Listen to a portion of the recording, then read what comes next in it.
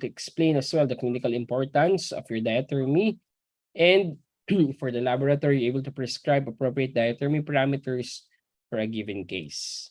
So before we discuss your shortwave diathermy, let's have a quick review of your electromagnetic spectrum, because your diathermy, the shortwave and the microwave diathermy, okay, works, or it's under your electromagnetic spectrum. Okay. Yeah. So have you encountered previously the electromagnetic spectrum? Was it discussed to you during your high school or in your general physics?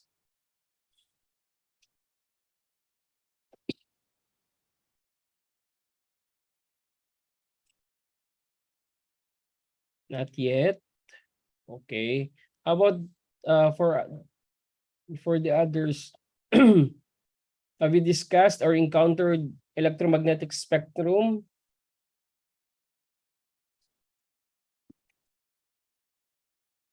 Oh, yes, for some. No, yes, grade 10. Oh, good to hear that. Nakalimutan na. It's okay. So, but again, I'm not discussing in depthly the spectrum. Okay? Only yung diathermy. Okay? Remember, your electromagnetic spectrum is actually an array of energy, okay, which are on a higher frequency range. If we're talking about the frequency of the energy, okay, it's beyond 10,000, okay, to 20,000 hertz of frequency.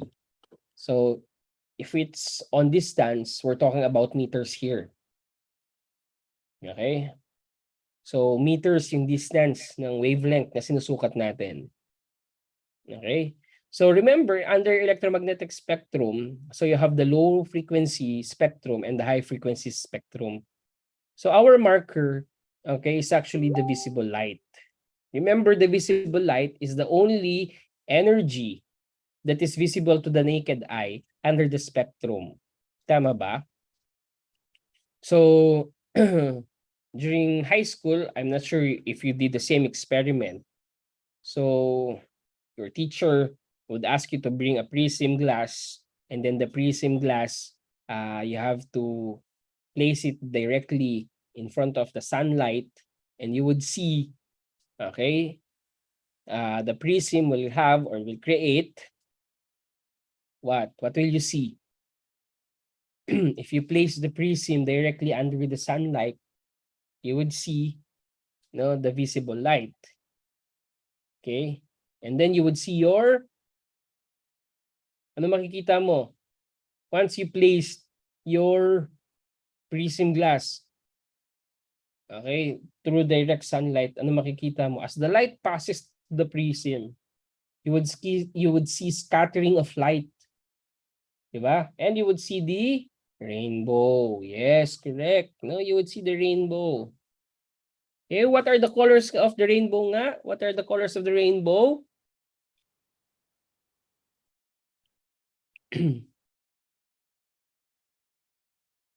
Yes, very good. The colors of the rainbow are Roy G. Biv. Grade, parang grade 1 lang tayo, ano? Okay, so the colors of the rainbow, which is extending from the red to the brightest, to the darkest, okay, to the most destructive, to the non-destructive light or color.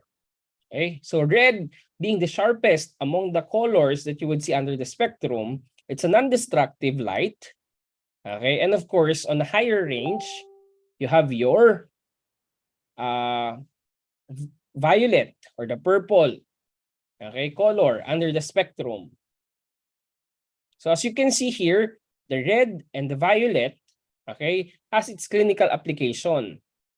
Okay, clinically speaking, under our modalities operating the light, under the light therapy, dalawa lang yan, the red and the purple. So the red is your infrared, okay? Beyond the red spectrum is infrared. Okay, and we also have your laser, because the laser by color it's red, tama? But remember, the one we are using in the clinic are the non-surgical types or the non-destructive laser. What we're using are all cold lasers.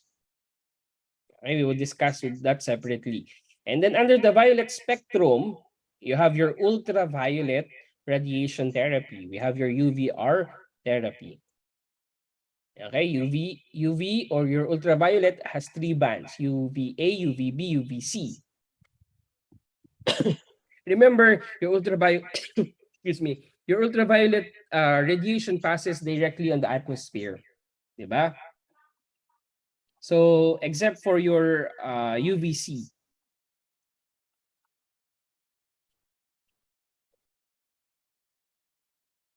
Okay? So, it's the highest form of energy under your UV spectrum. So, we would discuss that separately, no? Under your ultraviolet radiation therapy. So, as you can see on the spectrum, microwave and shortwave diathermy falls below the lower frequency. Okay? So, this is higher frequency. So, in terms of the wavelength,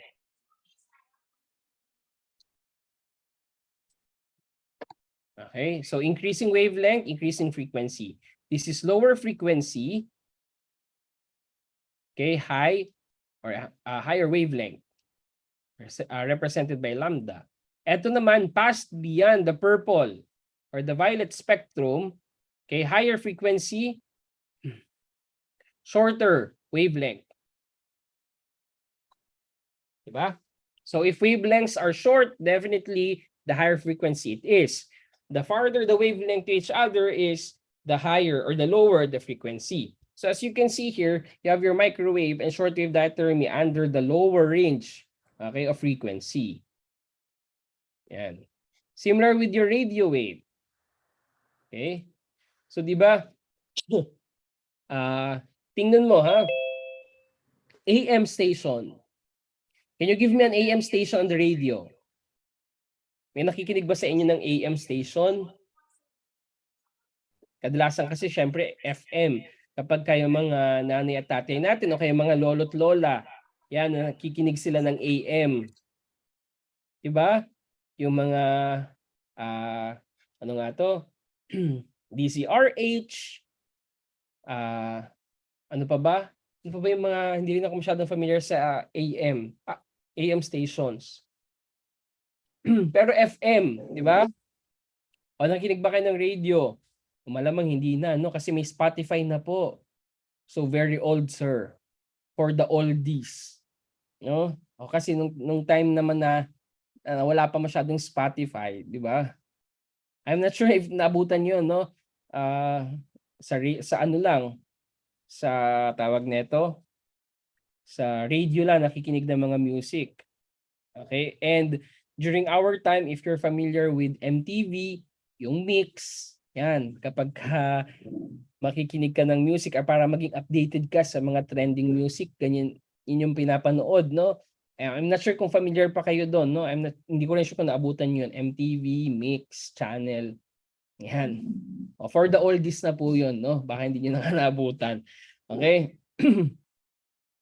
So, di ba yung mga AM stations na yan, which operating on a lower frequency range, it would take time, di ba? Kapag mag-shift ka from one station over the next. Di ba? Halimbawa, yung frequency, o bigyan nyo ako ng FM station. Nakinig pa ba kayo ng radio? Hindi na. Kasi nga may Spotify na, sir. Hindi na po kailangan. Okay? Pero those who are listening still, no, sa mga radio FM stations, like MOR. Ano ba yung MOR? 101.11.9? Or ano pa ba to? Yung DCM beats and AM, di ba? Or DC double B. I'm not sure. Hindi ako sure. Parang mga, no, yung mga news telecast ng mga channels, okay, sa radio. Yan, nasa AM station yan. Okay? Pero kapag ka radio, yung mga FM station, okay, kagaya ng Wish, 107.5. Tama ba? Okay? O hindi na po kasi sa wish bus lang mapapanood mo na. Sa YouTube, sir, meron naman, wag ka na mag-radio. Okay? Ang aking mga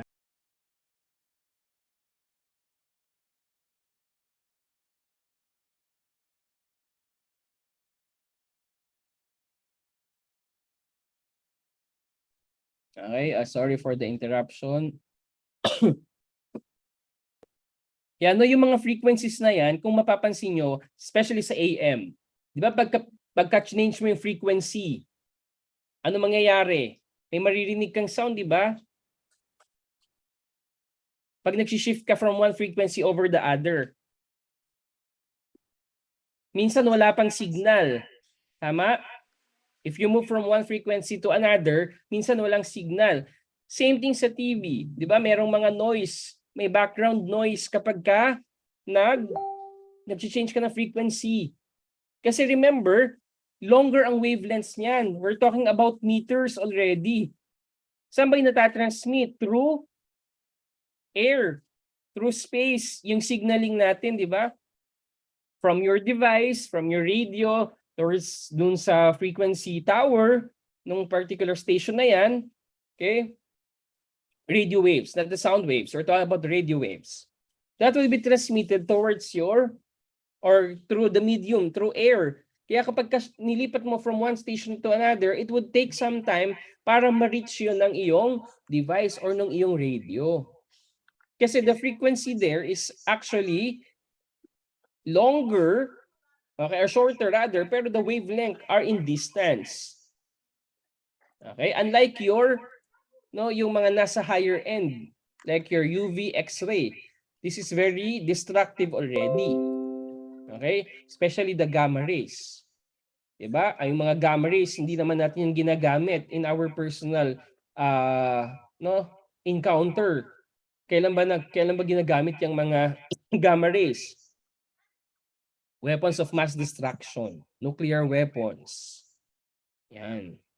Yun po yun, gamma rays yun. Enough to destroy the entire Earth. Okay? So, gamma rays, of course, siya pinaka-highest in terms of frequency. X-rays, or your usual radiographic examinations, no, yung mga devices that utilizes radioisotopes, yan, and ultraviolet. Okay? So, under your spectrum, visible light is the only form of energy that can be seen on naked eye.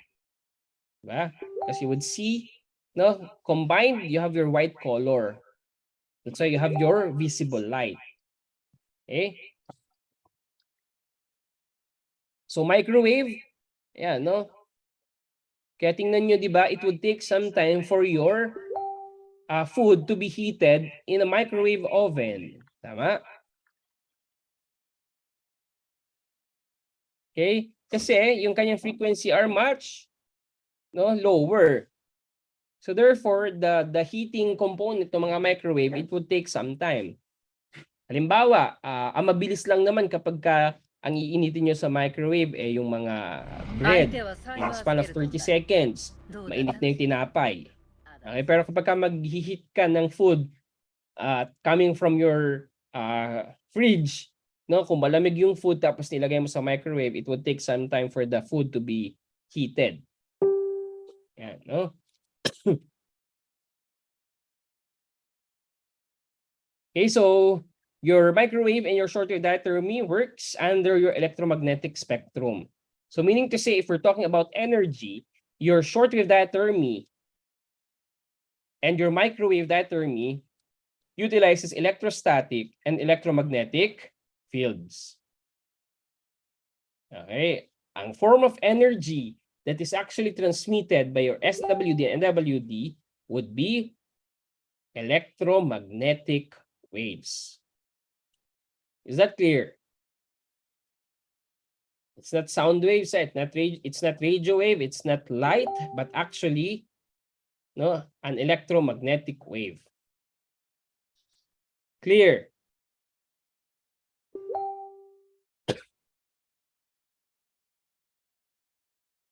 So this is an example of shortwave diathermy So I'm very used with this equipment because when I was still working outside,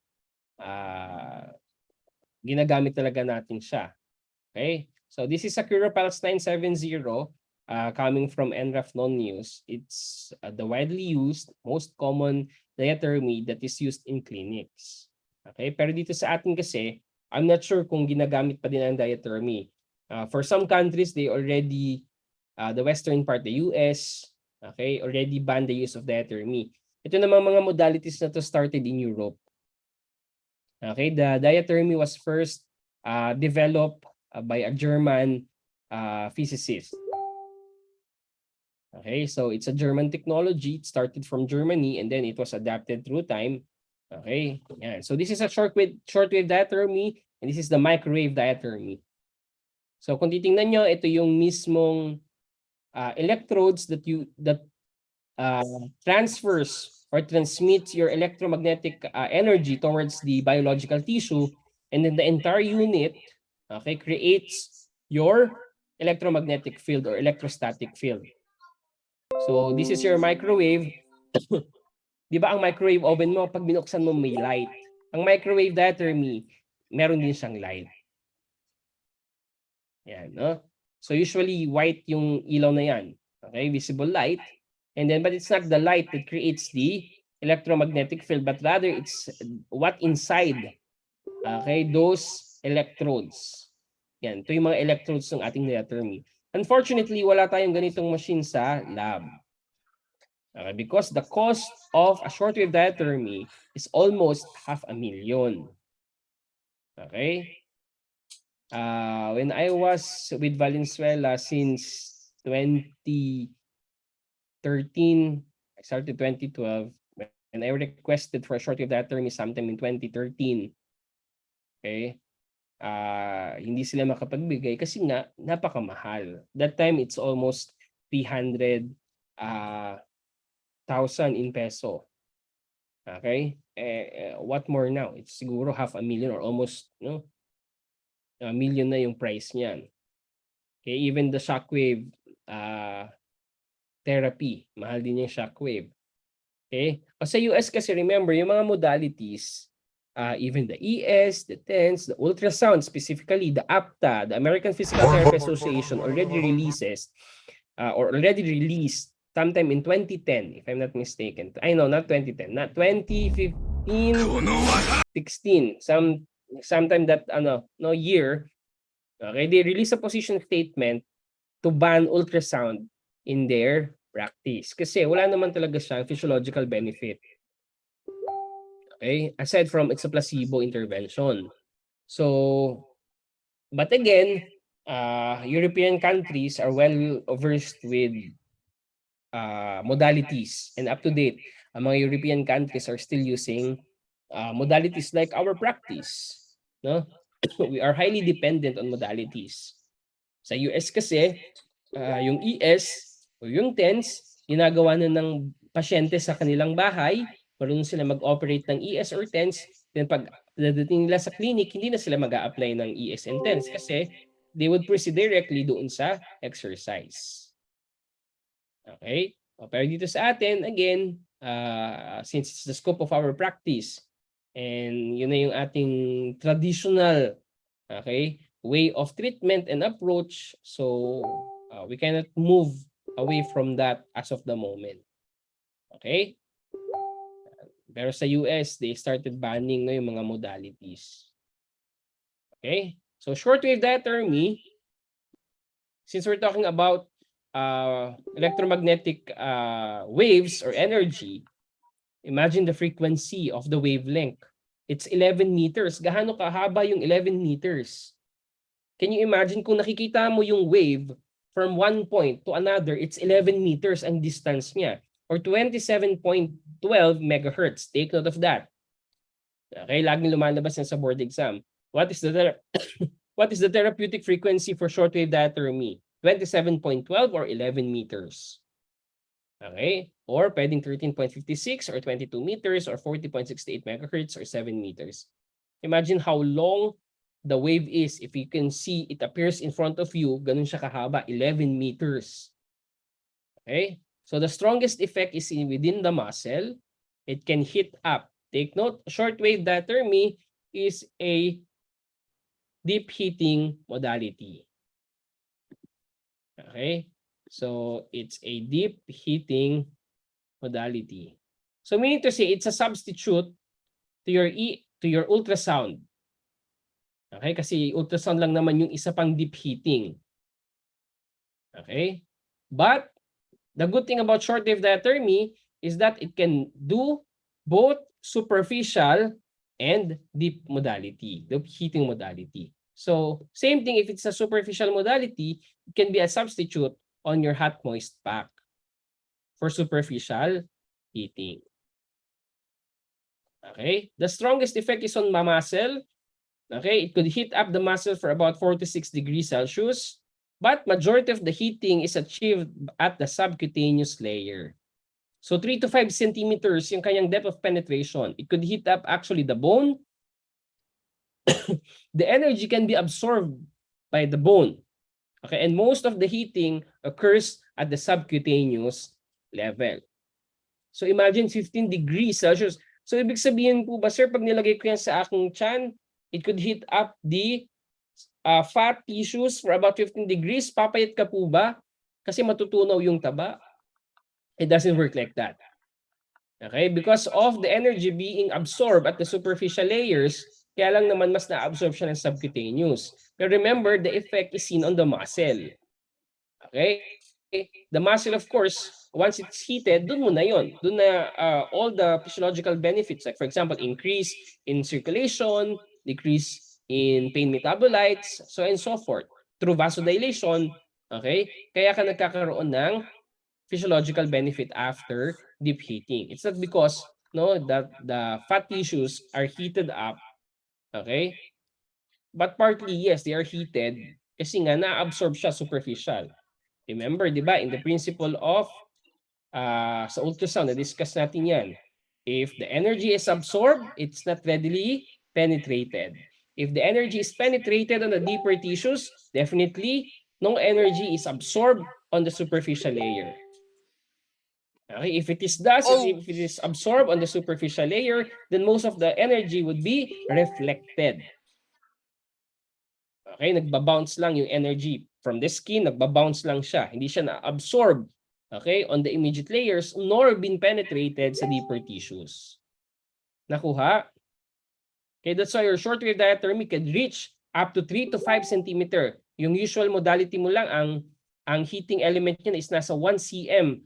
Ultrasound only reaches 1 to 3 centimeters yung kanyang depth of penetration. Pero ang shortwave diathermy, even the bone, it could heat up the bone. Okay?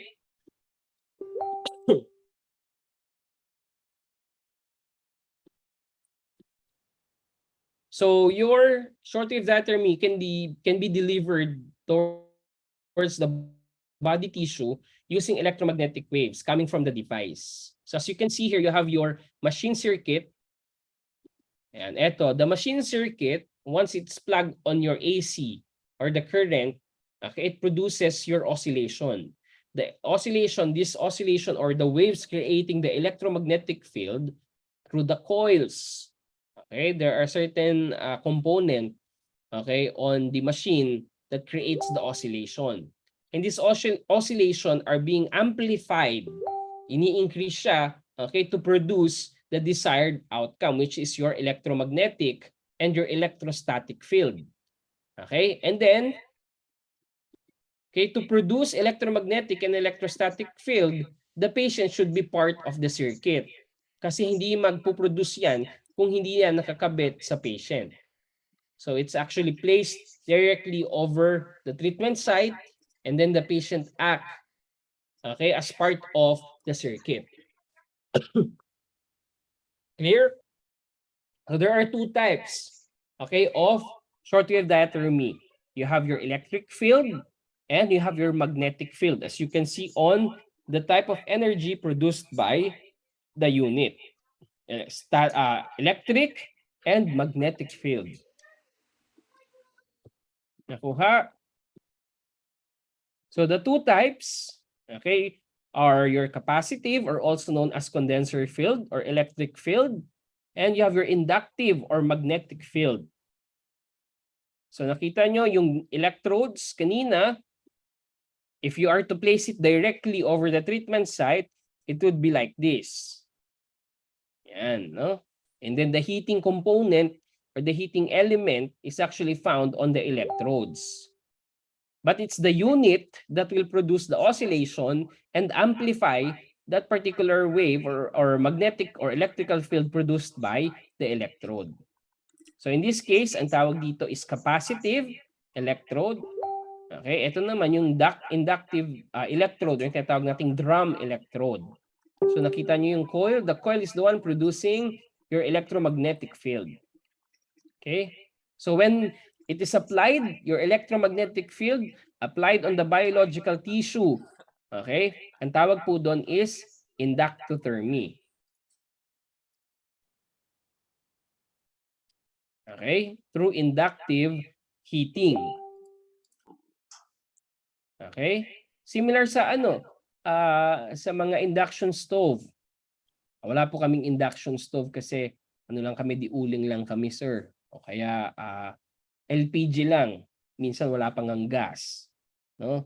O yung may mga induction cookware. Yan, ganun lang yung principle nun, di ba? It would take some time to heat up.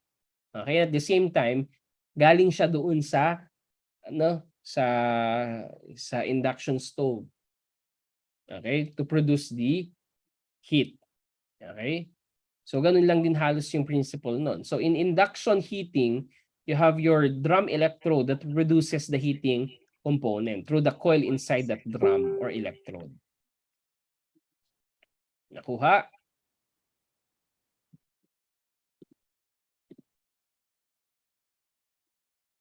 So once you applied your capacitive or your condenser field method, or yung tinatawag nating electric field, okay, application, you'll be needing 2 electrodes, okay, and the patient would act as part of the circuit. Okay? So, ano ba yung capacitor or condenser na tinatawag? I think we discussed that during our physics. Pagsasabi natin capacitor.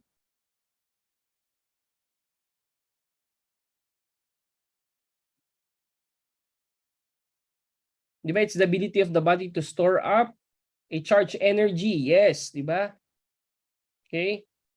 So this capacitor actually found on the electrodes.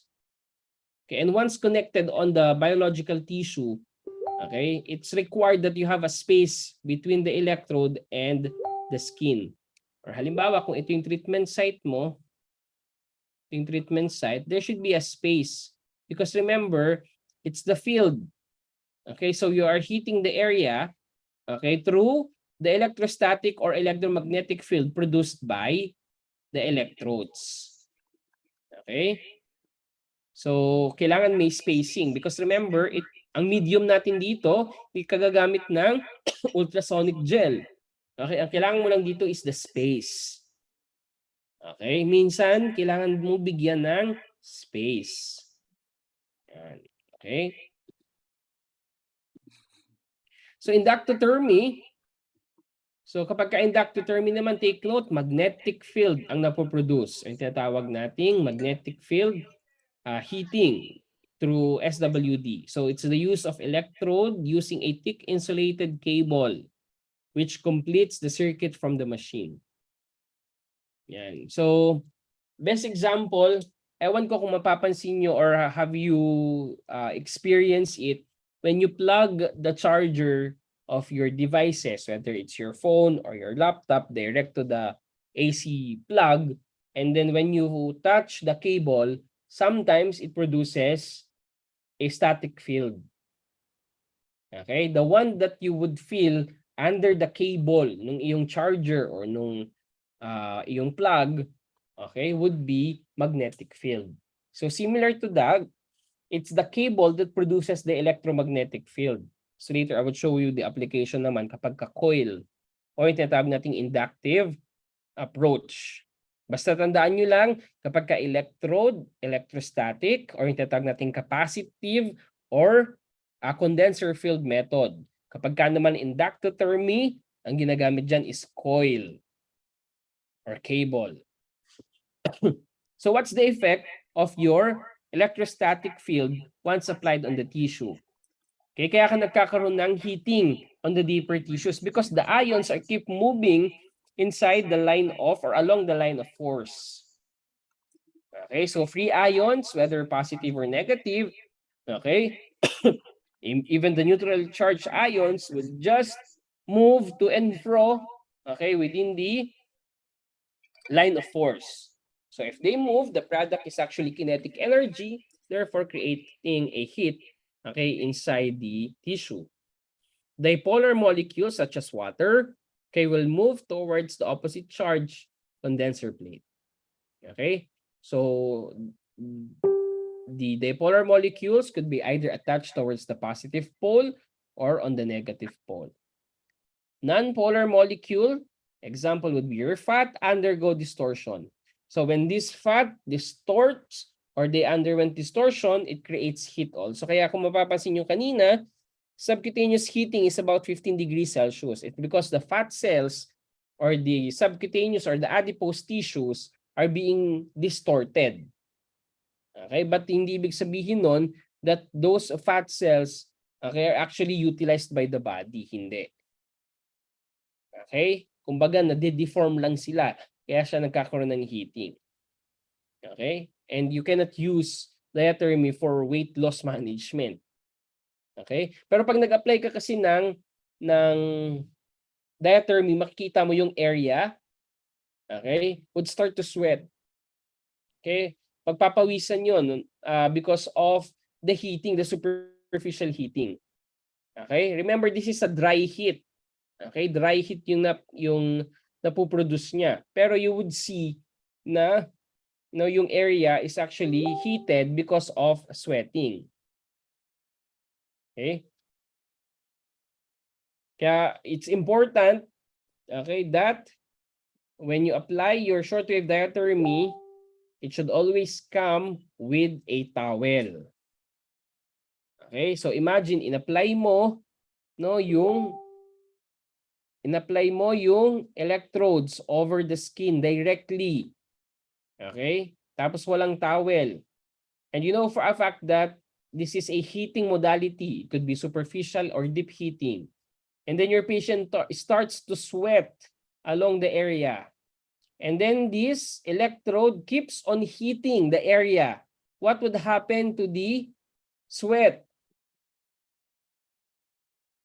Ano mangyayari doon sa sweat ng patient doon sa area? You have your electrodes. Okay, at the same time, the sweat under the electrodes, what would happen?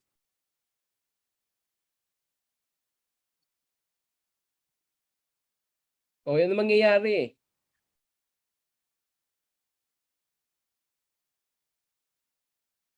So kung iinit, what would happen to the sweat?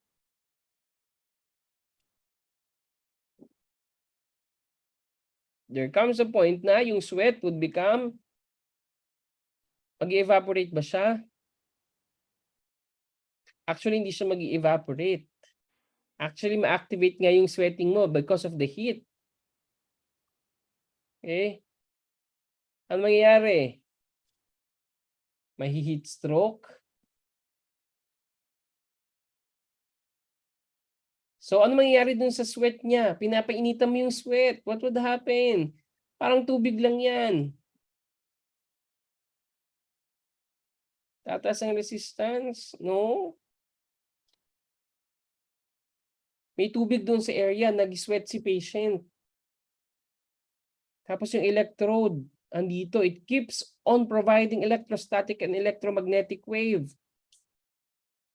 Definitely, there would be burn. Correct, Mr. Melendres. Yung pawis niya, hindi mag-evaporate yan. Actually, pagpapawisan palalo yan. Kasi there is a superficial element. The skin will feel the heat. Ha? Hindi ibig sabihin na deep heating ito, walang mararamdaman ng pasyente ko. Unlike ultrasound. Sa ultrasound, di ba sinabi ko sa inyo, walang mararamdaman ng pasyente aside from the cold sensation because of the metal head and then the gel. Pero sa diathermy, it's both superficial and deep. So at the superficial layer, ramdam ni patient yung init. Tapos sa loob, there is also a heating element or component. So if the patient is sweating already and you keep heating the sweat, it's just boiling a water. Your patient is at risk for scalding. Malalapnos yung balat ng pasyente. So that's why, ang diathermy always has to be applied with a towel. So bago ka maglagay ng electrodes, imagine, lalagyan mo muna ng towel yung kanyang tuhod. Nakuha ba? Just in case you would encounter diathermy on your internship or on your clinical practice. So you know what to do. Kailan lang po hindi kailangan ng towel? Kapag non-thermal heat or non-thermal yung effect ng iyong diathermy. Okay? Kung non-thermal yung effect ng diathermy, hindi na kailangan ng towel kasi wala namang heat.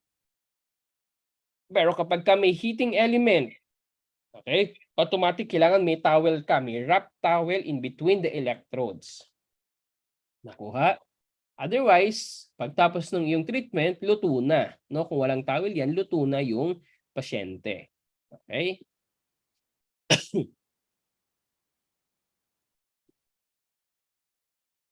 How about the electromagnetic field? Okay, so it produces eddy currents. Ano tong eddy current? These are circular current at the right angle to the line of force. So if the line of force is here, okay, it produces eddy current. So lahat ng may eddy current, it's perpendicular to the line of force. So these are circular waves, okay, produced by the coil or induction drum. Okay, ano po produce dito is electromagnetic field, eddy current. Ang tawag doon. Nakuha? Heat production. So remember, the only proven effect of your shortwave diathermy is heat. Other than that, okay, everything is a theory. Okay? The heat is the only proven effect, okay, of your shortwave diathermy. So with that, with the heat, there's increase in blood flow, increase in circulation, definitely because of vasodilation. And with that, for a fact, kapag nag-increase ang circulation, nandyan na. Okay, lahat ng physiological benefit. Decrease yung pain metabolites, increasing circulation, okay, so on and so forth. Okay? Mild heat, it acts as a reflex reduction for the muscle tone kapag may spastic muscle ka, so pwede nating bigyan ng shortwave diathermy. And it also has an analgesic effect. Okay? Decrease pain because of the heat. Okay? So it's actually indicated for pain, muscle spasm, for inflammation. So kung inflammation pala, ibig sabihin po sir, acute and chronic pwede. Yes, take note. Aside from your shortwave diathermy, being a superficial, shortwave diathermy is both superficial and deep heating modality. It's also given on both acute and chronic condition. Okay, pwede siya sa acute. Ibig sabihin, it could be substitute to, ano pang modalities yung pwede natin ibigay sa acute?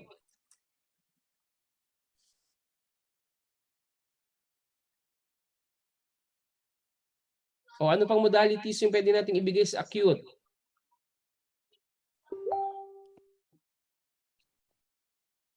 Okay, cryo, ice.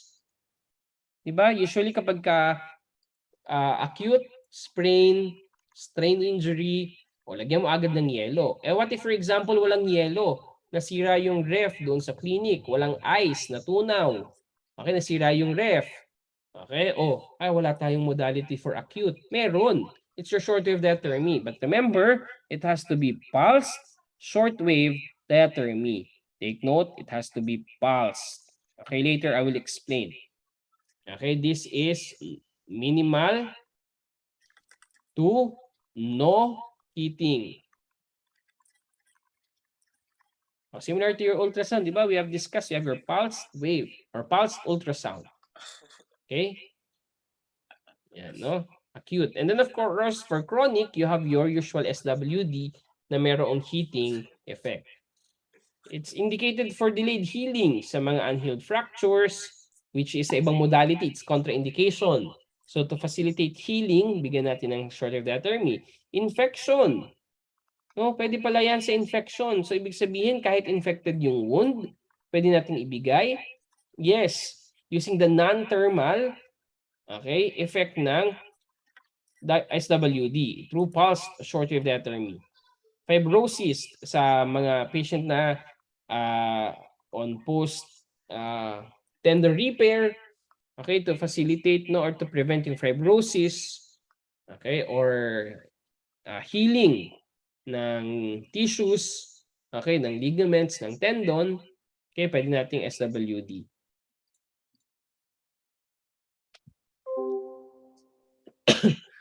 In terms of the wound, okay, we don't apply directly yung shortwave diathermy over the wound site or on the wound bed. Okay? On the peripheral areas lang. Okay? In terms of the wound, hanggat maaari,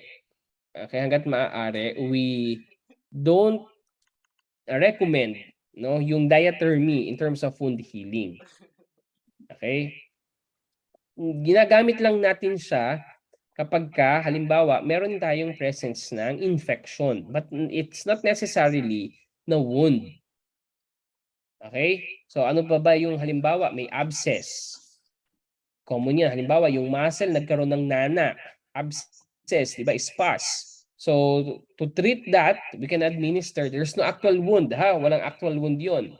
Pero the muscle tends to have a pus. Okay, kasi may mga patients sa atin nire-refer, no, usually psoas muscle.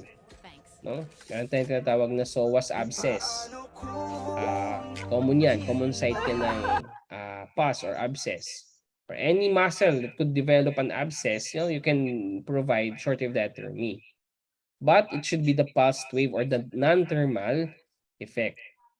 Okay, so we will discuss later paano ba na-achieve yung non-thermal effect ng short-wave diathermy. Okay, but not for an open wound. Okay, take note for in terms of modality for open wound, you only have your electrical stimulator and then the light therapy. You have the infrared and the ultraviolet radiation for wound. Okay?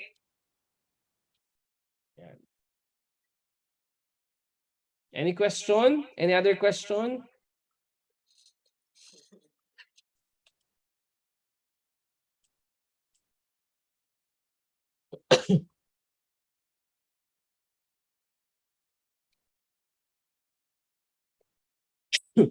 Remember, kapag meron kang exudate or excretions coming from the wound, meaning to say it's an open wound. Kaya naman nagkakaroon ka ng exudate, tama?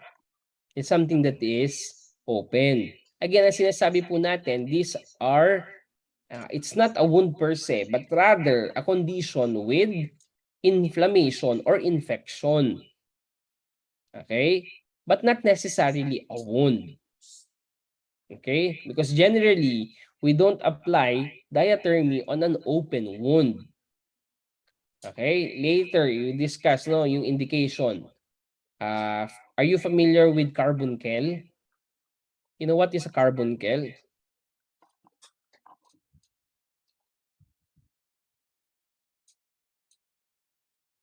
Okay? Ang carbuncle, or tinatawag nating boil, in layman's term, boils. Oh, alam na kung ano yung carbuncle, boils. Hindi pa rin. In Tagalog, ano to? Pigsa. Oh, familiar naman kayo sa pigsa, hindi pa din.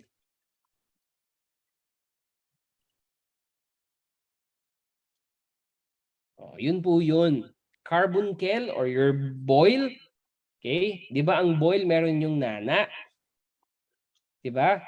There is a staph aureus infection kaya ka naman nagkaroon ng carbuncle. Kapag ka maraming pigsa, ang tawag nun, furunkel. Furo ka, pigsa, furunkel. Yan, no?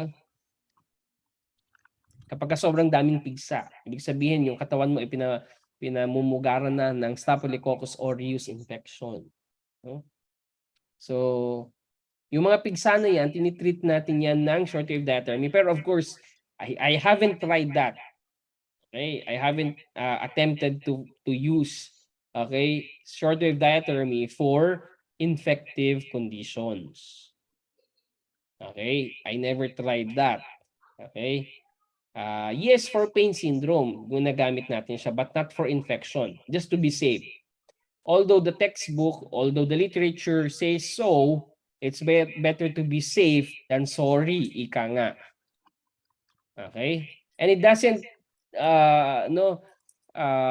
make any tawag nito harm not doing a shortwave diathermy to a wound or to an area with carbuncle or pigsa. Diba? So I would rather go on the safe side in that case. Hindi naman siya puputok. Okay? So remember, hindi puputok yung pigsa. Huwag ka kasi 'di ba usually yung pigsa, sabi ng mga matatanda, to manage yung pigsa, 'di ba kailangan pahinugin mo muna yung pigsa, tama ba? Okay? Meron nilalagay na ointment doon sa pigsa para mahinog siya at saka yung pus lumabas lahat. Sa medical field, of course, we don't advise yung mga ways ng mga matatanda. If you're familiar how they approach yung pigsa is that alam niyo yung bote technique sa pigsa. Since we're talking about pigsa, pag-usapan na lang din natin yung pigsa. Although it sounds gross, pero that's the reality, di ba? Ano bang ginagawa ng mga matatanda pag may pigsa? Sasabihin, okay, sige, kumuha ka ng bote, linisin mo.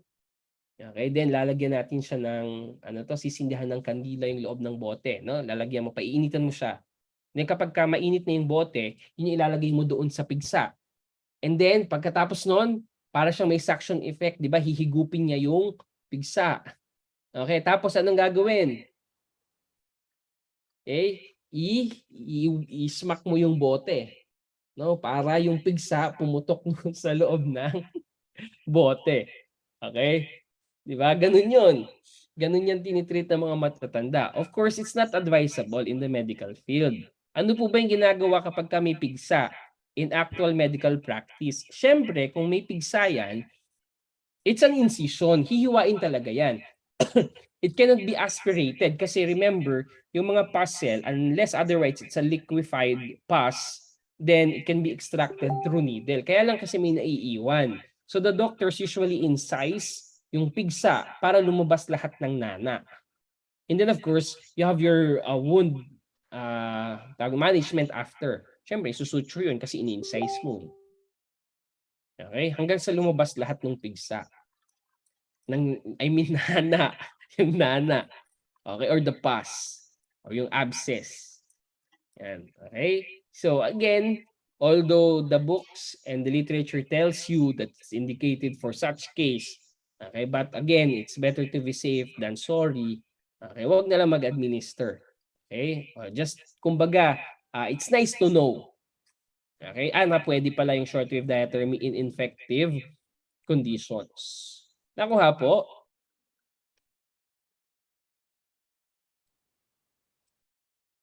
Yeah, no? The duration of your treatment is 20 minutes because it's a superficial heating. Okay? And then, meron tayong intensity doon sa unit. But remember, the unit doesn't tell you how intense the heating would be. So, since this is a heating modality, your marker would be your indicator would be your patient. It should be mild, comfortable, warm. Again, it's not the hotter, the better. Hindi ganun yun. Kasi ganun yung concept natin lalo sa atin. No? Culturally, akala natin kapag kasobra, mas effective. Where in fact, di ba, hindi ibig sabihin nun na pagka mas madami ka nag-apply ng ano to, yung mga pinapahid nyo sa mukha, magiging maganda yung effect niyan kasi madami kang in-apply. Hindi. It doesn't work like that, no? Similar to the diathermy. It's not the hotter the better. Doon lang tayo sa mild, comfortable, warm. Okay? So frequency could be given on a daily or on alternate days. Okay? So kung wala kang halimbawa hot moist pack, okay, ay nasira yung ating HMP unit. Merong order si Doc na mag-administer ng hot moist pack or superficial heating.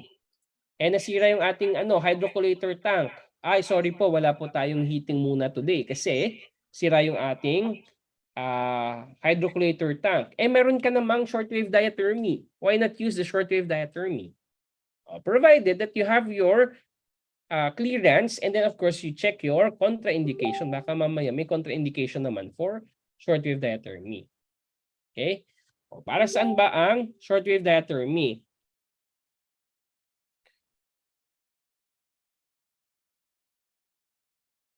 Okay? So treatment for both superficial and deep structure, disorders of musculoskeletal system, okay? Chronic inflammatory and infective conditions. Kaya sabi ko sa inyo, pwede. Kahit may infection. Okay? So musculoskeletal system disorders like sprain, strain, muscle tendon tears, capsulation, DJD or osteoarthritis, yan, no? Unlike your ultrasound, your shortwave diathermy penetrates to the joint spaces. Kaya mas effective ang heating component ng shortwave diathermy compared with ultrasound kasi it could heat up your joint cavities and space. Unlike your ultrasound kasi, doon lang siya sa capsule. Most of the time, hanggang capsule lang siya ng joint.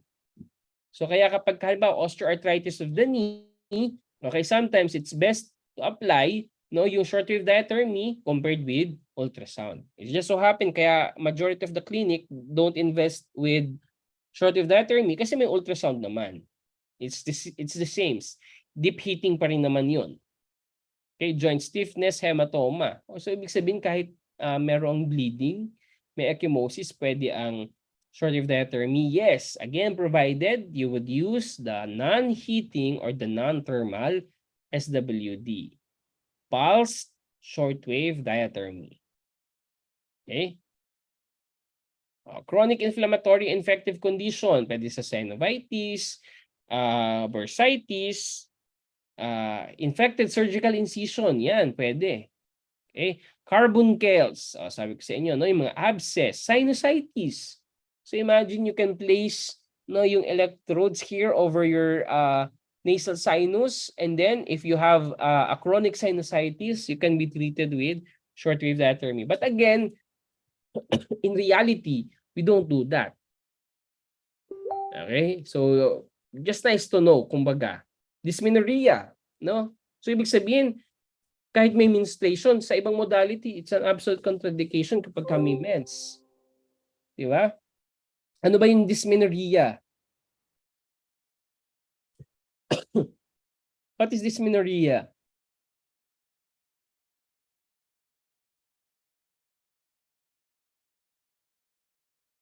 What is dysmenorrhea? Boys, what is dysmenorrhea? Na-experience nyo ba to? Cramps, no? Yes, these are painful cramps. Okay, during menstruation. Ni Mr. Samson, no? How about the girls, no? Okay, kayo ang nakaka-experience ng dysmenorrhea.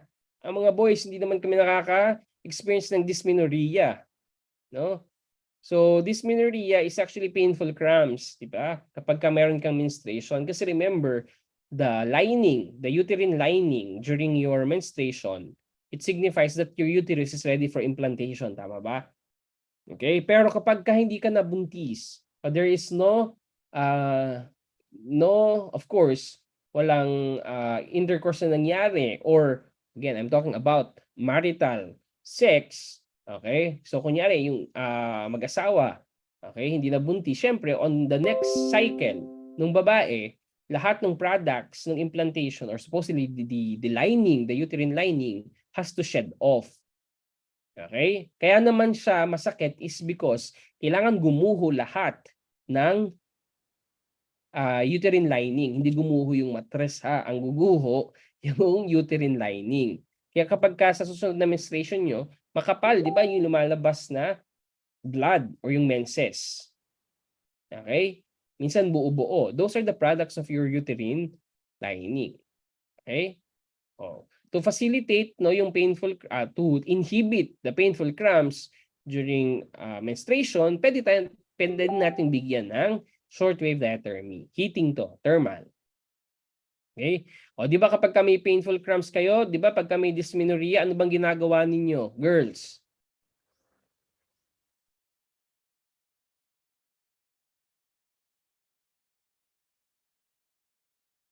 Hot compress, yes, no?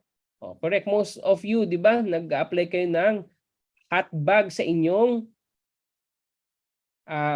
abdomen. Sa suprapubic area. Hindi sa abdomen. Sa suprapubic area. Tama? Okay? Below the umbilicus, doon mo ilalagay yung iyong hot compress or warm compress. No? To somehow relieve yung dysmenorrhea. Yung iba, pag talaga painful cramps, hindi talaga intolerable yung pain. No?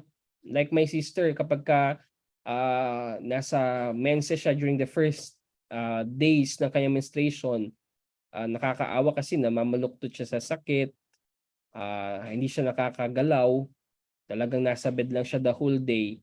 Ayan, usually medications, pain medication to relieve yung painful cramps.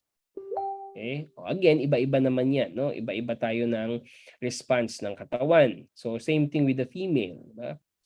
Pwede ba ang tense sa dysmenorrhea? Talaga ikaw pa nagtanong, Mr. Melendres, no? Bakit? May dysmenorrhea ka ba? May dysmenorrhea ka ba? Okay? Anyway, I have to answer that. I'm just joking, no? Tense on uterine spaces, again, is absolute contraindication. Diba? You cannot apply tense over any cavity. Diba? It's an absolute contraindication. You cannot place it on your eyes, on your skull, okay, on your abdomen, and same thing with your pubic area. Okay? So sa female, syempre hindi pwede po yun. Okay? So ang pwede lang is heating modality. A hot moist pack, shortwave diathermy, but not your TENS or electrical simulator. Okay?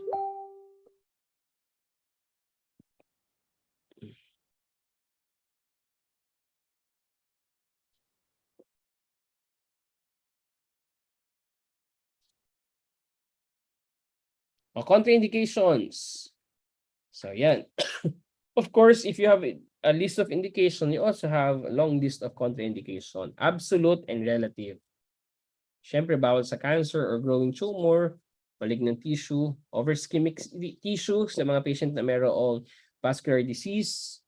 Okay? Moderate and excessive edema. Imagine you're heating up an edematous leg with so much water outside the extracellular space. What would happen if you keep heating the excess fluid? No?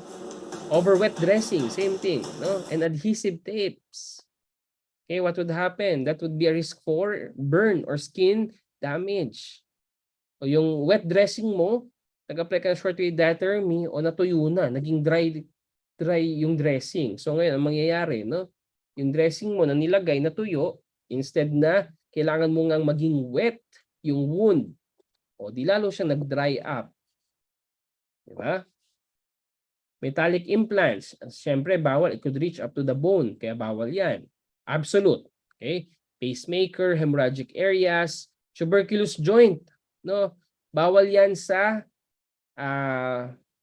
infectious, o sabi natin pwede po sa infection, pero not on the tuberculous joint o yung tatawag nating Charcot's joint. Diba? Common yan sa spine, you have your Pat's disease, diba? Common yan sa ankle. Okay? Common yan sa knee. Okay? Because of hematogenous spread ng TB. Kaya naman siya nagkakaroon ng tuberculous joint. Yung TB bacteria, sumama sa bloodstream, pumunta sa mga joint spaces. Okay? Impaired thermal sensation. So since this is a deep heating modality, you have to test your hot and cold sensation first before application. Unreliable patients, syempre yung mga cognitive impairment. Recent radiotherapy. Yan, this is also an electromagnetic tawag nito, effect. So kapag halimbawa your patient is receiving a radiation therapy, bawal. So you have to ask that. It's an absolute contraindication. Because it's tawag nito, prolonged exposure to radiotherapy or sa electromagnetic field or static field, it's actually destructive. It's still destructive kapag in a long duration and frequent application. Okay? Hypersensitivity to heat, relative contraindication for infection and inflammation, relative because you have to perform it with extreme caution. Okay, those who are having analgesic treatment, syempre you cannot really recognize whether the pain is caused or reduced by pain modality or is it because of the medication. Okay, pregnancy, syempre, menstruation, it's relative contraindication unless otherwise you have dysmenorrhea, so you can give SWD. Dermatological condition, severe cardiac condition, BP abnormalities. Yan. So these are the techniques of shortwave diathermy application. So we have the flexible pads. Ito, this is a flexible pad. Space plates. Yan, nakikita nyo to. This is a space plate. Okay. Coil, walang coil dito. Monode, yan nakikita nyo mga maliliit na yan. Okay, this is minode, mas maliit. And your diploid, ito yan, example of a diploid. Okay, or it could be a drum electrode. Ito din, no? So this is a diploid. So flexible pads are actually, it produces electrostatic field. So if it's electrostatic field, what is the type of application? Capacitive or inductive?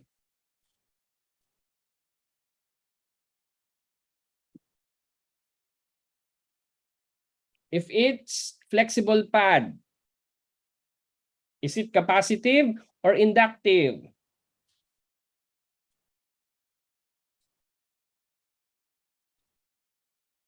O, na-discuss natin kanina. It's correct. It's condenser field or capacitive. Basta electrostatic field, capacitive. Pagka electromagnetic, automatic, inductive or inductothermy. Yan. Flexible pads. Ito yung pads na to, hindi mo kailangan to ng ng ultrasonic gel. Ang kailangan mo dito is a felt cover. Meron siyang parang foam na nilalagay. Dahil saka pinapatong sa skin. Pero that foam, it's not wet ha. Hindi yun wet. It should be a dry foam. Okay? Space plate. Capacitive or inductive?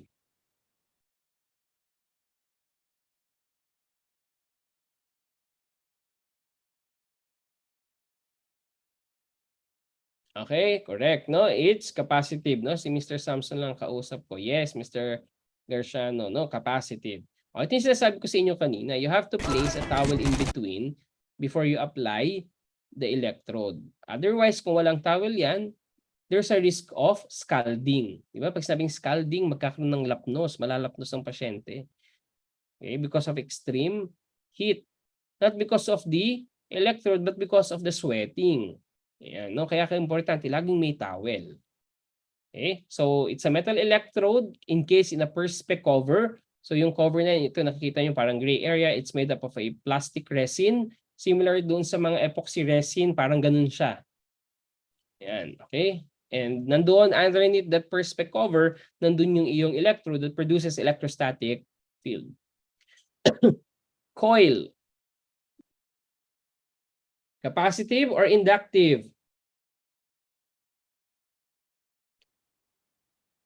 Yes, correct, no? It's inductive kasi electromagnetic field. Very good, no? So ayan, nakita nyo yung coil. It's just a cable wire attached to the machine. And then it's just coiled around the area to be treated. Siyempre may towel pa din. Okay? Ang tawag sa application na ito is pancake application. Basta ni-roll mo yung coil in a circular manner. Okay? Ang tawag doon is pancake application. So, nakita nyo din, take note kapag ka-shortwave diathermy, tandaan ha, pagka shortwave diathermy, bawal ang metal. Kaya, yung mga ibang clinics hindi din bumibili ng shortwave diathermy because you have to allot a special room for shortwave diathermy. Kasi lahat lang ng pwede sa loob should be wood. Bawal ang bakal kapag ka within the 5-meter distance. Within the 5-meter distance, okay, close to the machine, bawal ang metal. Okay, bakit? Kasi that metal, since this is electromagnetic field, okay, ang electromagnetic field mo is floating on the space or sa air. So if there could be metal around the area, it causes heating all over the place. At the same time, what would happen? The unit will try to produce higher range of heating kasi ang dami niya na-detect na metals.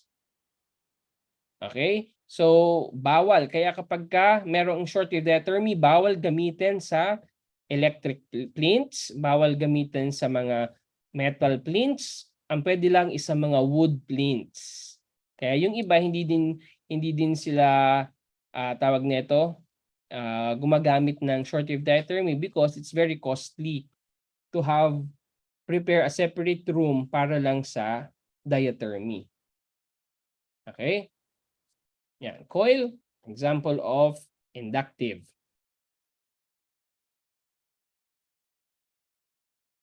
Well, this is a monode. So a flat rigid coil.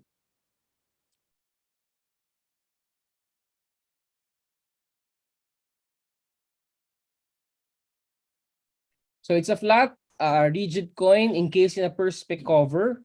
Okay, and it also produces electromagnetic field. So therefore, this is an inductive. Okay, or inductothermy. Same thing with monode.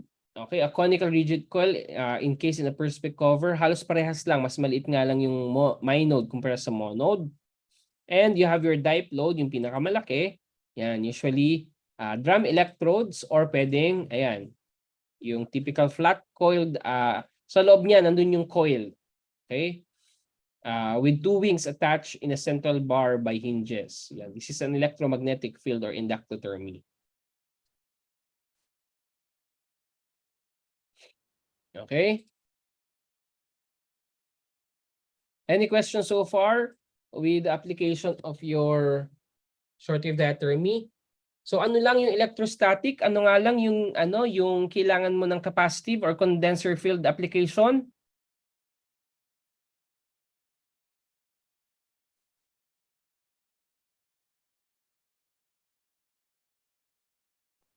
Anong type ng application lang? Yung capacitive or condenser field method?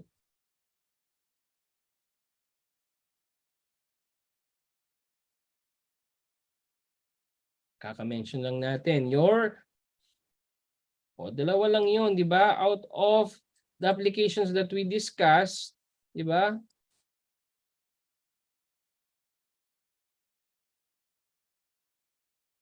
It's only the flexible pad and the space plate, yung condenser field or yung capacitive. Tama? Then the rest are inductive. Nakuha po ba? Syempre, tandaan nyo lang yung flexible pad at saka space plate kasi the rest are inductive. Ganun lang, no? Any question? May question po ba? Okay. So factors influencing distribution of your shortwave diathermy. Number one is the spacing, presence of metal, if there would be air in cavities, and electrode size. Okay. In terms of spacing, take note, remember electrodes has to be applied with a certain distance from the treatment site. Hindi pwedeng direct skin tapos yung electrode. Hindi yan kagaya ng ES that you have to place directly on the skin. No. Remember, you'd be needing a space or the air, okay, to transmit the electromagnetic and the electrostatic field or energy. Okay? So that's why you have to take note of the distance. To produce an even field heating, ibig sabihin all the tissue, okay, to be heated equally, it should be normally spaced. Usually it's 1 to 2 centimeters, take note, 1 to 2 cm distance from the treatment site to the electrode. That's the normal spacing. So meaning to say, it's even heat distribution. Superficial and deep receives the same amount of heating. Okay? What if you increase the distance, okay, between the electrode? If it's increased in spacing, or the farther the electrodes are apart or from the distance, okay, or the distance from the treatment site, then that becomes a deep heating effect. Or most of the heating would be on the deeper tissues. Nakuha? Nakuha po ba?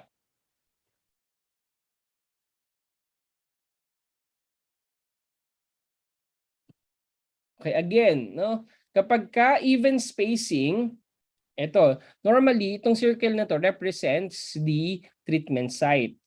This is the electrode. Okay? So the distance from the treatment site and then from the electrode is usually 1 to 2 centimeters. 1 to 2 cm. It produces, okay, pagka 1 to 2 cm din sa kabila, it produces even field heating. Meaning to say, both the superficial and the deep tissue receives the same amount of heating. Nakuha? Mapasalabas, sa superficial, sa skin. Ganun din yung amount ng heating sa loob. Klaro. Kapag ka in-increase mo yung space, more than 2 cm yung distance from the treatment site, okay, increased spacing. This time, the heating would be more focused on deep structures. Yung green line na yan represents the deep area. So itong nasa labas, ibig sabihin, these are heated less compared doon sa field na nasa loob. Kapag ka mas mahaba yung distance between the electrodes. Can you imagine? No, like for example, no? So when you try to increase the distance between the two electrodes, it becomes a deep heating. So if you maintain a certain distance about 1 to 2 cm from the treatment site towards the electrode, you will produce a field or take note, an even field heating. So sa superficial at saka sa deep, pareho yung amount ng heat na nare-receive ng tissue. Is that clear? O, klaro na po ba? Okay. Sige. Next.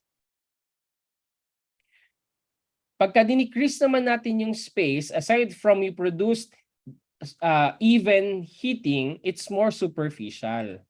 Nasa labas lang. Okay? Even field, take note. Kapag ka less than 1 cm naman, no, sobrang lapit na ng electrode towards the skin, most of the heating will be nasa labas. Meaning to say, it's absorbed by the epidermis and the dermal layer. So that's why the patient would feel more of a superficial heating rather than the deep heating. Okay? O what if may metal sa loob ng, kaya hindi siya pwedeng ibigay? It's an absolute contraindication.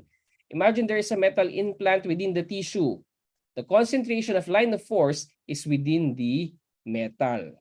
So what would happen? There is what? Overheating. Kaya bawal ang shortwave diathermy. Take note. Bawal ang shortwave diathermy sa metal implant. Absolute contraindication. Whether it's Not direct or indirect. Okay? Ayan, no? Okay, no? O medium rare. O bakit ayaw mo ng rare or well done? Diba? Yung iba gusto well done. Okay?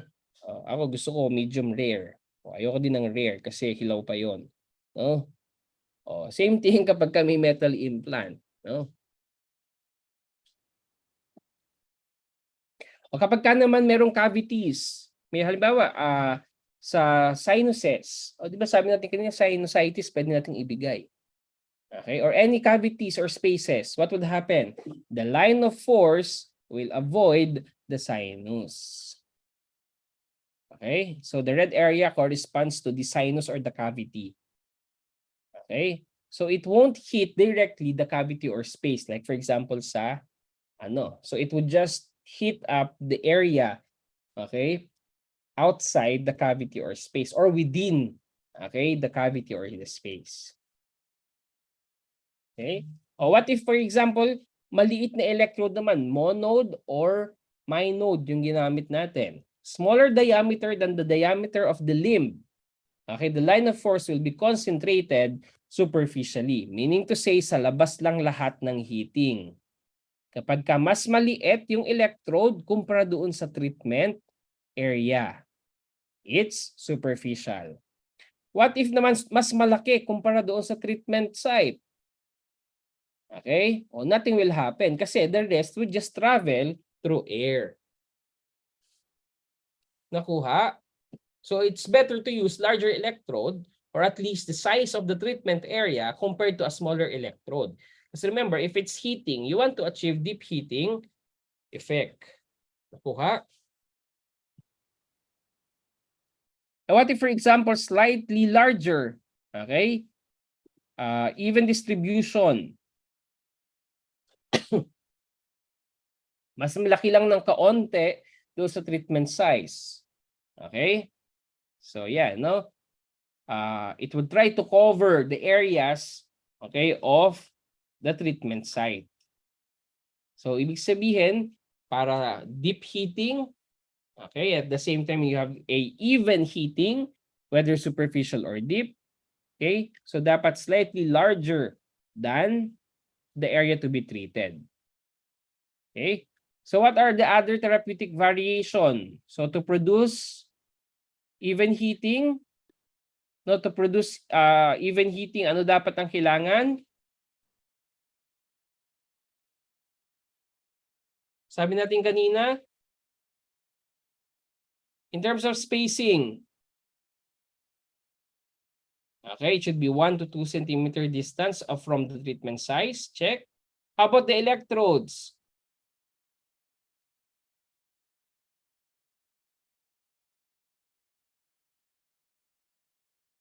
Okay, very good, no? It should be on the same size. Very good, Miss Santos. Nakuha?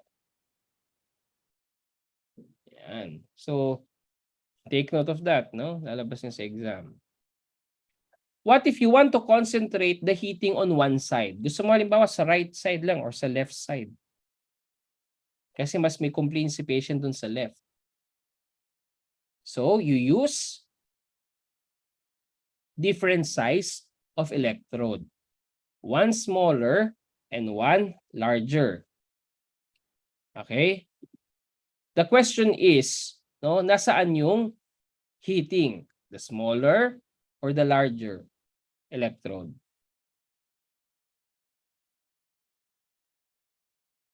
Saan mas may heating? Sa smaller electrode or larger electrode? Okay? Smaller.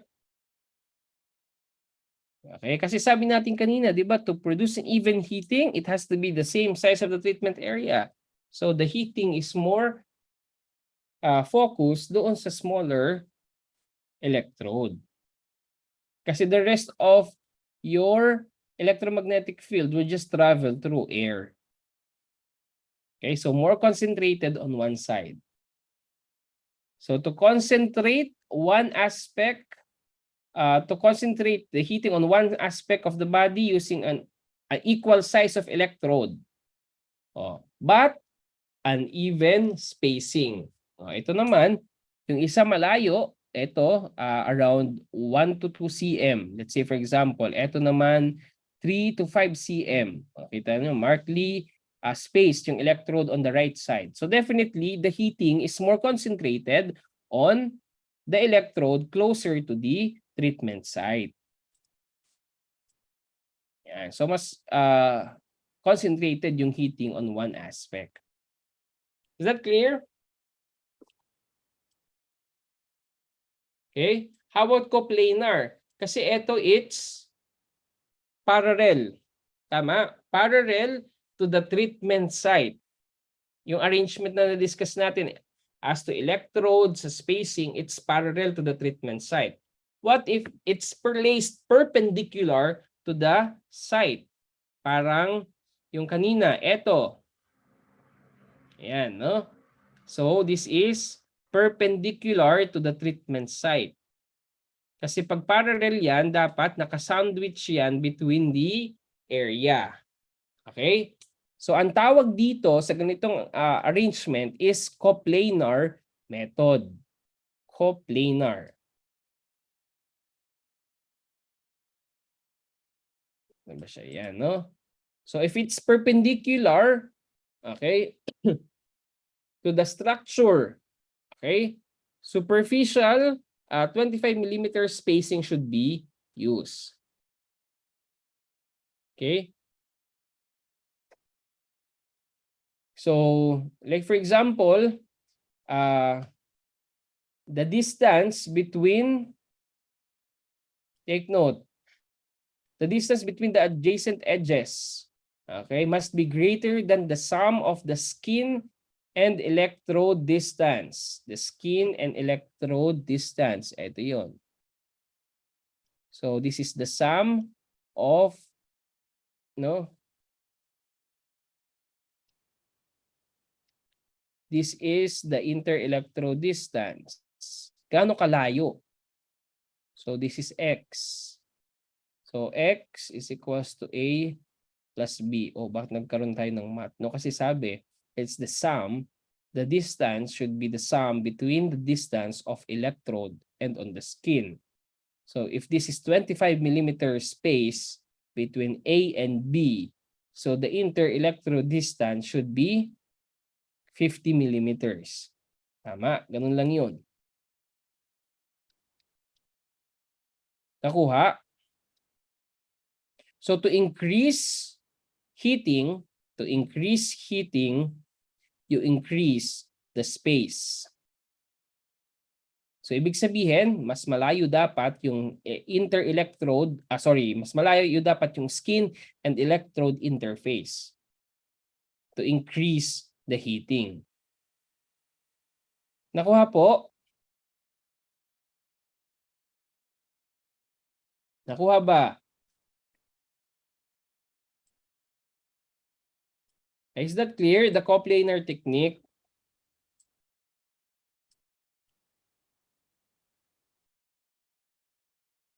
Hey, did you understand?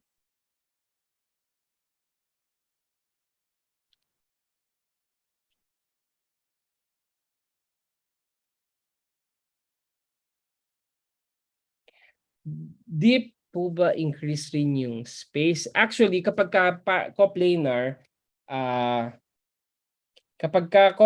usually superficial heating. Okay, superficial heating to. Usually 25 millimeter spacing.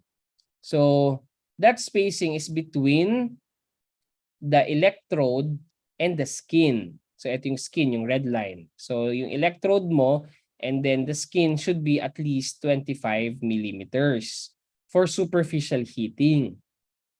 Okay? So, kung superficial heating yan, meaning to say, nandun na siya sa epidermal and dermal layers. So, to increase the heating, you have to increase the space.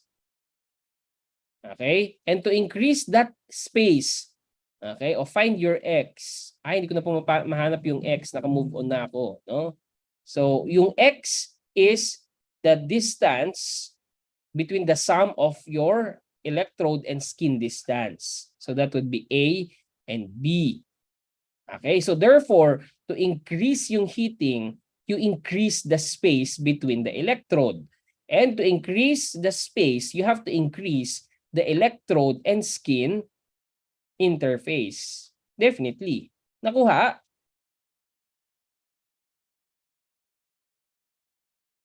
O, nakuha po ba? Okay, sige. Yan, no? Thank you for constantly responding, no? Mr. Samson, Mr. Garciano, Miss Santos, no? Thank you so much. O sige, isama na natin si Mr. ano, no? Sino to? Si Mr. Taglukop. Sige. Okay. O, Mr. Melendres, sige. Okay. Ayan, no? Ayan. Okay. Lastly, please, I finish half of the rest I would just continue next meeting. So combination of space plate and pad. Yung isa pad, electrode, yung isa space plate. Pwede kasi yon. We can combine. So the effect could be the same. Like for example, eto, no? So the heating is actually parallel to that of the area to be treated. Okay? So you can heat up the entire limb? Yes, that's possible. Yung isa lagay mo sa plantar surface ng foot, yung isa ilagay mo for example sa knee. Yes, you can do that. Okay? Coil electrode, most commonly used kapag ka using pancake application. Kapag ka pancake application kagaya kanina, no? Iikot mo lang yung coil diyan. Tapos naka-connect din doon sa machine, no? Ayan. Okay? So what will produce mong current would be circular current perpendicular to the line of force. Anong tawag doon sa circular current?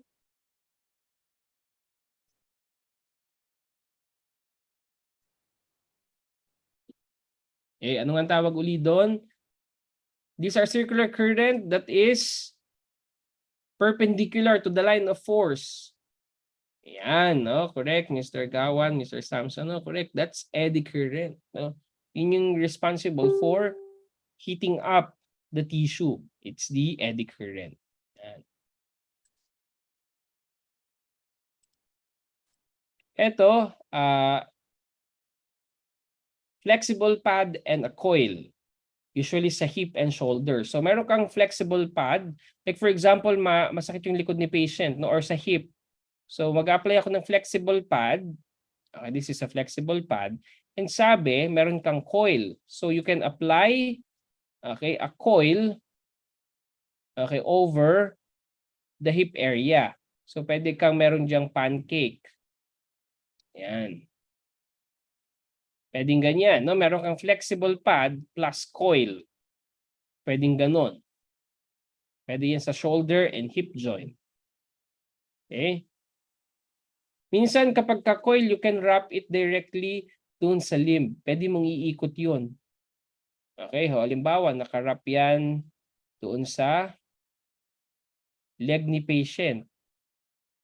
Nakaikot, no, yung cable doon sa limb ni patient. Yes, that's possible. And then you have the eddy currents there, okay, within the area. Okay?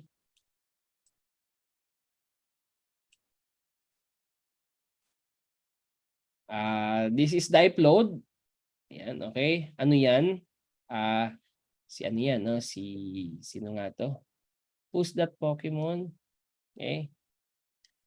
Diba? Who's that Pokemon? Okay? This is the treatment area. So, lagyan natin ng, yes, dito, no? Okay? Dipload. Usually maganda sa back areas, sa limbs, no? Kung gagamit ka ng dipload. Yun yung parang may hinge kanina. Yung may yung flexible electrode. Ayan, ito. So that's a dipload. Okay, kapag ka ganito, is this electromagnetic, inductive, or capacitive? Ulit-ulit tayo. Inductive or capacitive? Pagka-dipload.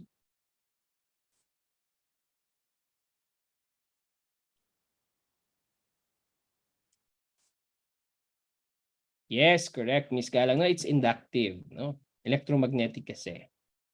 Yan.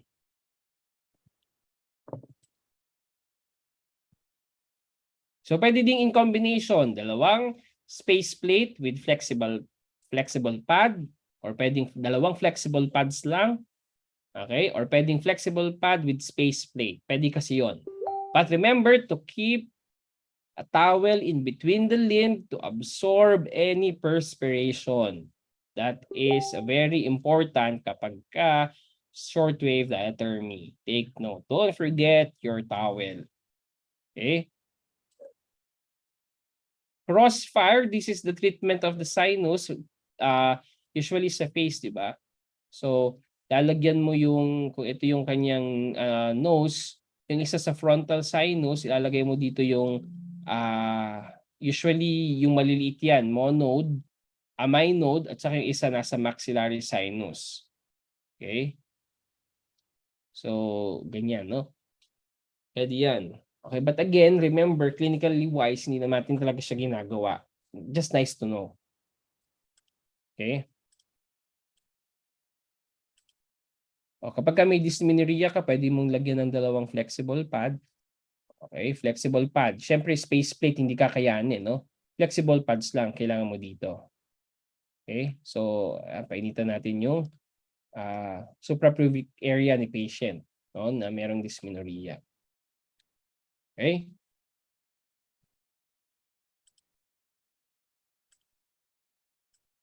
So, dangers for burn, syempre, maintain 25 millimeter distance from the lid to any part of the patient. No metal within 300 millimeter distance. Turn off hearing aid. If machine is correctly earthed, definitely you will prevent shock. Okay? Avoid bony prominences. Okay? And check thermal sensation before application. Again, we discussed this already, condenser field or your capacitive, and then inductothermy. Okay? You also have your contraplanar. Ayan, yung arrangement na yan, ang tawag naman dyan is contraplanar or transverse positioning. Okay? As you can see here, most of the heating, sabi natin, is actually at the fat. Kasi remember, as the electromagnetic field is being absorbed by the superficial layer, less energy is available for penetration. Okay? Kaya mas lesser yung heating sa muscle compared sa subcutaneous because it's readily absorbed, di ba? On the superficial tissue. Kapag kasi skin lang nararamdaman ng pasyente, meaning to say most of your electromagnetic energies are being reflected. Nagre-reflect lang sila kung sa skin lang nararamdaman ng pasyente. Wala masyadong energy na na-absorb within the fat and the muscle. It could hit up the bone, definitely. Imagine from this plate to this end of the plate, the wave will just travel to and fro. Okay, so ang tawag dito sa positioning na to is transverse positioning or contraplanar. Kapag ka naman coplanar, yun yung kanina, no? If it's parallel to the longitudinal section of the body part to be treated. Okay, so you increase you can increase the distance between the electrode by increasing the space between the electrode and the skin. Okay? Longitudinal, kagaya kanina, you have one, flexible pad plus space plate. Yan, ito yung combination. Pwede din kasi yun, no? So, one flexible pad and one space plate. Okay? And then inductothermy, usually with coil. Okay? We're almost done. So heating with continuous direct current, take note, ayan, no? May computation tayo. You have to compute for the dose. Take note, kapag ka lowest, less than 38 watts, that is no sensation of heat. Dose 2, kapag ka 80 watts, mild heating. Medium, okay, 80 to 300 watts, moderate to pleasant heating sensation. Kapag ka vigorous heating but within pain threshold, that is heavy or dose 4. So the treatment would be usually again 20 to 30 minutes. Remember, as the skin temperature rises, resistance falls. Definitely, the risk for burn is relatively high. Okay? So, kung hindi mo kailangan ng heating element or heating component sa SWD, tanggalin natin. Gawin nating pulse, shortwave, diathermy. So, it's just the same principle, 27.12 megahertz, intensity of 1 watts. Pero this time, you set the machine with a pulse interval or meron kang off time. Okay? So, you have your peak pulse power. Of course, the mean power is within the midline. This is the peak, nasa taas. This is the mean power. And then you have your off time. Okay? Ibig sabihin, wala tong electromagnetic or electrostatic energy. Okay? So that's why it could be minimal to no heating. So usually in sine or most of the time square or rectangular wave.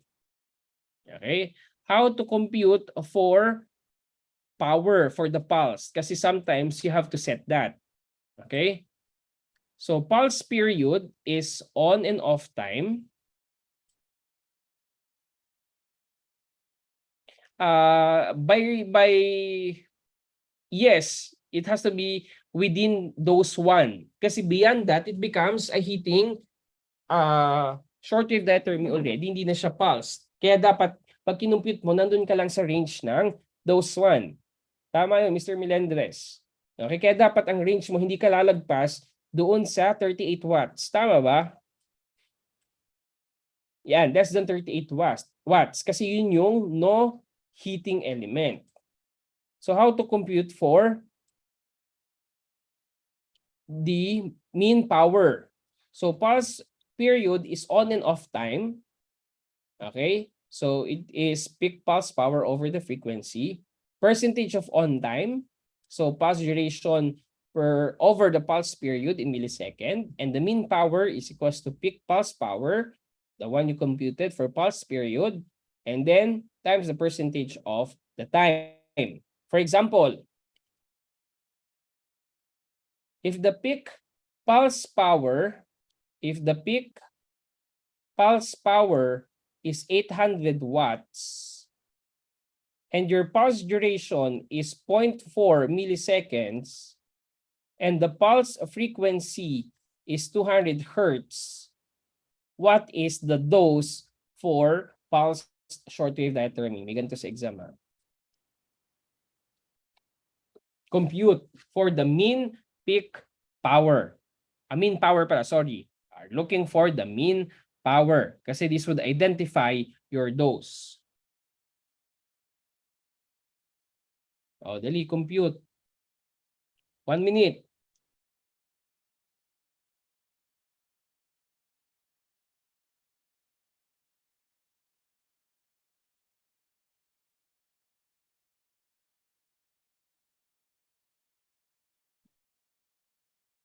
Ano yan, Mr. Samson? 400,000 watt. This is watts ha. Ang unit nito is watts. Kasi we're talking about power. 400,000, that's too high. Ang dose mo lang hanggang 80.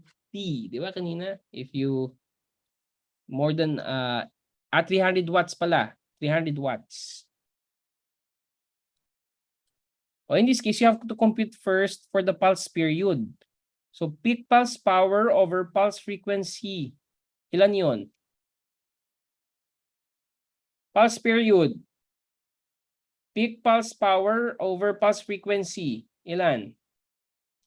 800 over 200.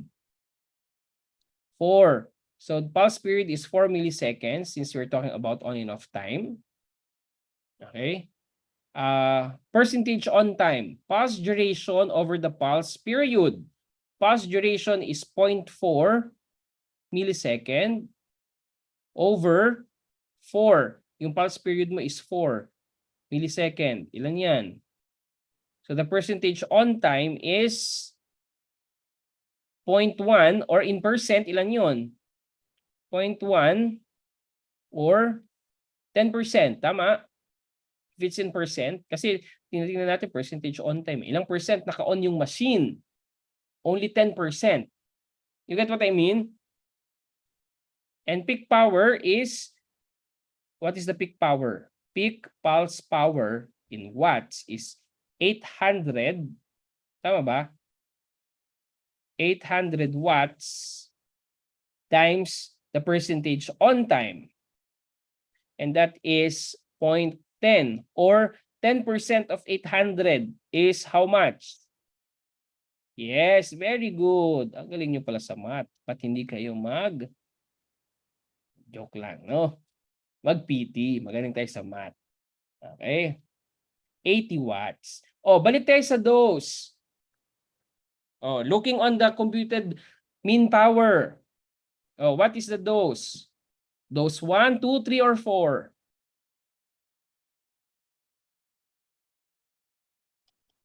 Oh. Ang tanong lang dito, thermal or non-thermal?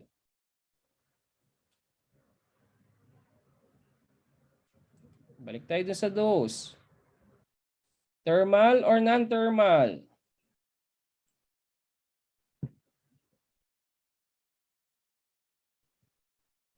Yes, no, very good, Mr. Melendres. It's thermal. Nakita mo, no? 80 watts, approximately 80 watts. There is mild heating sensation.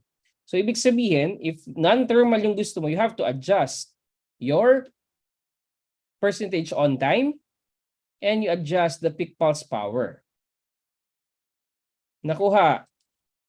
O, simpleng computation lang naman yan. Kayang-kaya nyo yan, no? Sa exam may ganyan. Yan, no? Madami pa tayong computation. Mark my word, pagdating natin sa ultraviolet, isa yan sa may pinaka-bloody ang computation. Ultraviolet radiation. Okay?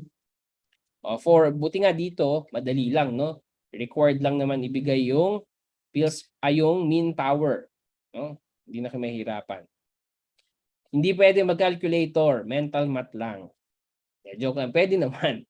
Kasi mahirap na mag-compute. Yung iba, nasa 1,000 yung value, especially sa sa radiation, sa ultraviolet radiation, nasa thousands yung value nun. Okay? O, pwede naman magdala ng calculator, no problem. Okay? So, ang sagot dito ay, ayan, tama naman ang computation yun, no? Mild heating, 80 watts. Okay? Ayan, overtime na naman si Sir. Okay, anyway, I will end up my discussion. So, kasi meron pa tayong microwave diathermy. Okay, so I will try to cover the microwave diathermy next meeting. Okay, so any questions? Bakit pa po kailangan aralin yan, sir? Wala naman tayo yan sa lab. Kailangan nga po dahil yan ay nasa curriculum natin. Okay, and again, lumalabas yan sa board exam. Hindi man natin siya ma-apply as of this moment, pero sooner or later, once you are on your clinical practice and you encounter shortwave diathermy, you know something about it. Okay? Sige po. It's computed as part of the session ng patient treatment. Doon yung nakakaano. Hindi yan per modality. Actually, sa ibang centers, per modality ang bayad. Okay? O gusto niyo pagka ganun, ang OSCE sa pa-air is oral viva, it's okay with me. Kung gusto niyo walang skills, puro oral viva lang. Pwede 'yon. Okay? More on oral examination or in discussion explanation lang yung gagawin nyo. Until the time ends, 20 minutes. Puro ka explanation. It's fine with me. Kung gusto nyo ganun, pwede din naman natin gawin ganun. Huh? Okay? Sige po. Yes, I will upload. Of course, I will upload the copy of the PowerPoint.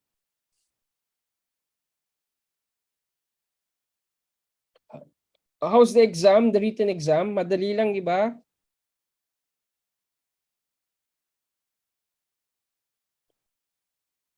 I hope nag-aral kayo maigi no dun sa exam kasi madali lang naman yung mga questions natin. Okay?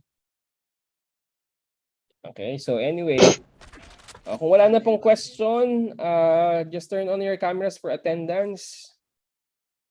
So I have a record of attendance today.